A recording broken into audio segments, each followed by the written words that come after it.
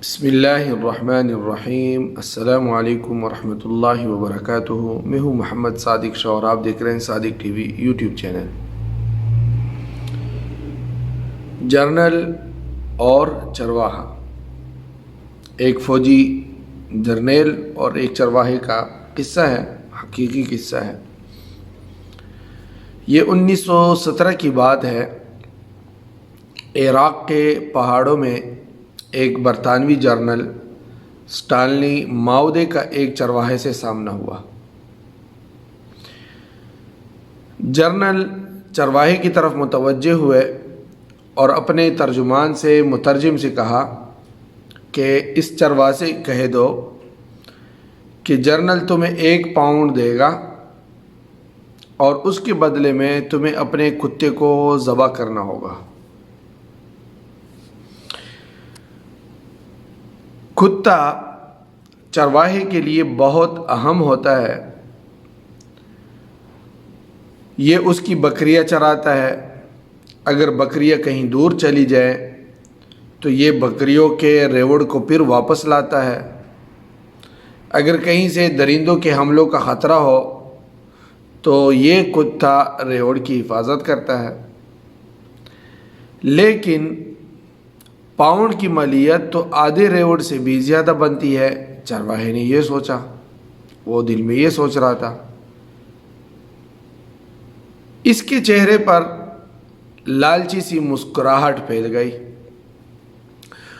اس نے کتا پکڑ لیا اور اس جرنل کے قدموں میں اس کو ذبح کر دیا، کیونکہ اس نے دل میں سوچا کہ بھائی 1 پاؤنڈ تو آدھے ریوڑ سے زیادہ بنتا ہے، تو میں نے اس کتے کو کیا کرنا ہے، میں کتے کو ذبح کر دیتا ہوں اور یہ پاؤنڈ میں حاصل کر لیتا ہوں۔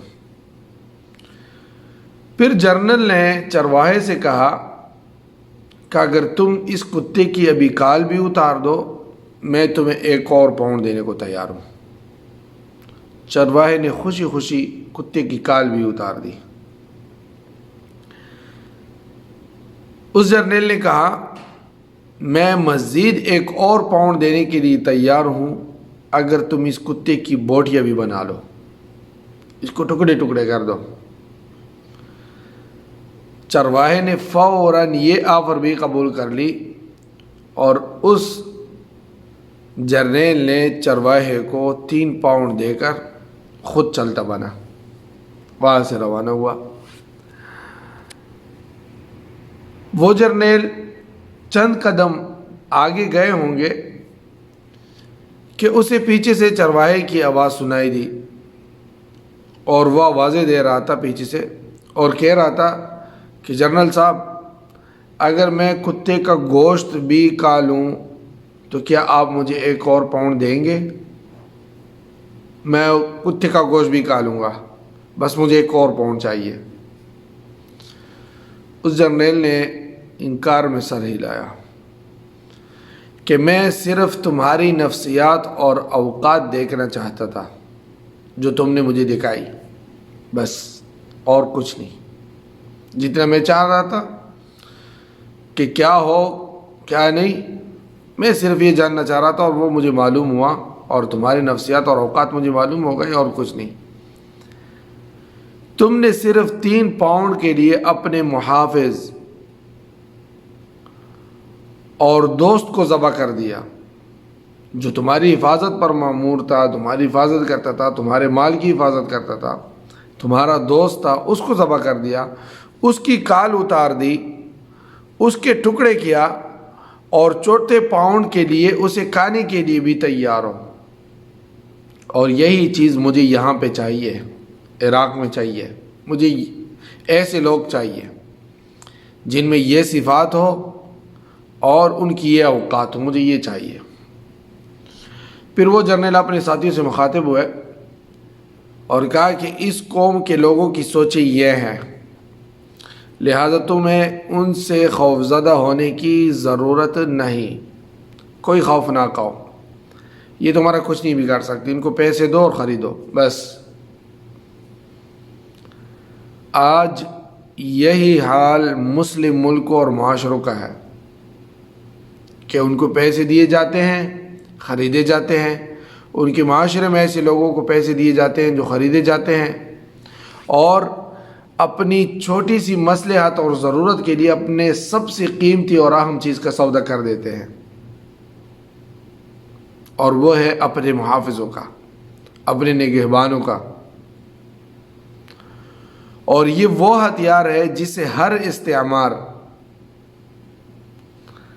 ہر قابض فوج، ہر شاطر دشمن ہمارے خلاف استعمال کرتا ہے اور کر رہا ہے، کر چکا ہے، کر رہا ہے اور کرے گا۔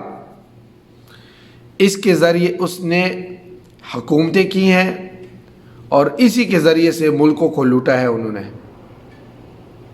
آج ہمارے درمیان، ہمارے ملکوں میں کتنے ہی ایسے چرواہے ہیں جو نہ صرف کتے کا گوشت کھانے کے لیے تیار ہے بلکہ اپنے ہم وطن بھائیوں کا گوشت کھا رہے ہیں اور چند ٹکوں کے بدلے اپنا وطن بیچ رہے ہیں۔ یہ حال ہے ہمارا بھی۔ یہ کوئی افسانوی قصہ نہیں ہے۔ یہ اسٹانلی ماؤدی جو ہے یہ 1883 سے تقریباً 1917 تک یہ عراق میں رہے اور وہیں پہ یہ اس کی موت بھی ہوئی، اس کی تاریخ ہے۔ افسانوی قصہ نہیں ہے کہ یہ افسانوی قصہ ہے، بلکہ یہ ایک حقیقی واقعہ ہے جو ڈاکٹر علی الوردی کی عربی کتاب لمحات اجتماعیہ من تاریخ العراق سے ماخوذ ہے۔ لہٰذا ایسی لوگوں سے جو ہے محتاط رہیے اور اپنے محافظوں، سیکورٹی فورسز اور اداروں کی قدر کیجیے، ورنہ آپ ہمارے پیارے ملک پاکستان کو عراق، شام، لیبیا بننے میں دیر نہیں لگے گی۔ اور دشمن یہی چاہتے ہیں۔ اللہ تعالی ہمارے ملک پاکستان کو اور پاک فوج کو اور پاکستانیوں کو ملکی و غیر ملکی دشمنوں سے محفوظ رکھیں۔ آمین ثم آمین۔ دوستو، صادق ٹی وی کو سبسکرائب کرنا مت بھولیے، ویڈیو کو لائک کریں، شیئر کریں اور کمنٹ سیکشن میں اپنے رائے کا اظہار ضرور کریں۔